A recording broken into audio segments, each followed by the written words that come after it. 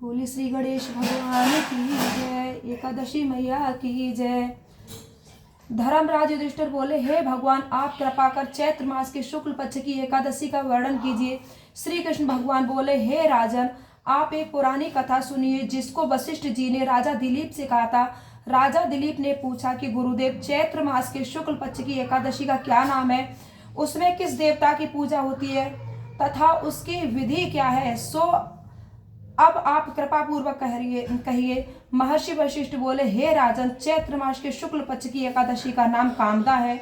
यह पापों को नष्ट कर देती है और इच्छालुओं को पुत्र देती है। इसके व्रत से कुयोनि छूट जाती है और अंत में स्वर्ग की प्राप्ति होती है। अब मैं इसका महात्म्य कहता हूँ, ध्यान पूर्वक सुनो। प्राचीन काल में एक भोगीपुर नामक नगर में पुंडरीक नाम का एक राजा राज्य करता था। वहाँ अनेकों अप्सरा, गंधर्व, किन्नर आदि वास करते थे। उसी जगह ललिता और ललित नाम के स्त्री पुरुष अत्यंत वैभवशाली घर में निवास करते हुए विहार किया करते थे।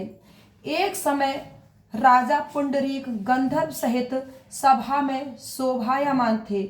उस जगह ललित गंधर्व भी उनके साथ गाना गा रहा था और उसकी प्रियतमा ललिता उस जगह नहीं थी।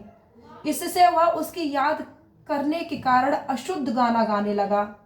नागराज करकोटक ने राजा पुंडरीक से इसकी शिकायत की।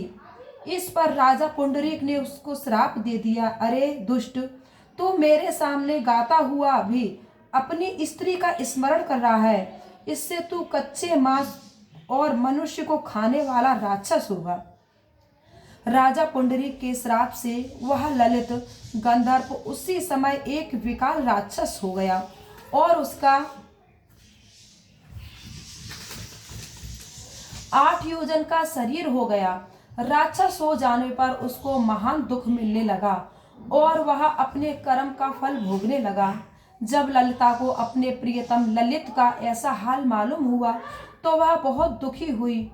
वह सदैव अपने पति के उद्धार के लिए विचार करने लगी कि मैं कहाँ जाऊं और क्या करूं। एक दिन वह अपने पति के पीछे घूमते घूमते विंध्याचल पर्वत गई। उसने उस जगह श्रृंगी ऋषि का आश्रम देखा। वह शीघ्र ही उस आश्रम के पास गई और उस ऋषि के सन्मुख जाकर विनय करने लगी। उसे देखकर श्रृंगी ऋषि बोले, हे सुभगे, तुम कौन हो और यहाँ किस लिए आई हो? ललिता बोली, हे मुनि, मैं वीरधंता नामक गंधर्व की कन्या ललिता हूँ। मेरा पति राजा पुंडरीक के श्राप से एक भयानक राक्षस हो गया। उससे मुझको महान दुख हो रहा है। आप उसे राक्षस योनि से छूटने का कोई श्रेष्ठ उपाय बताइए। तब श्रृंगी ऋषि बोले, अरे गंधर्व कन्या ललिता, अब चैत्र मास के शुक्ल पक्ष की एकादशी आने वाली है।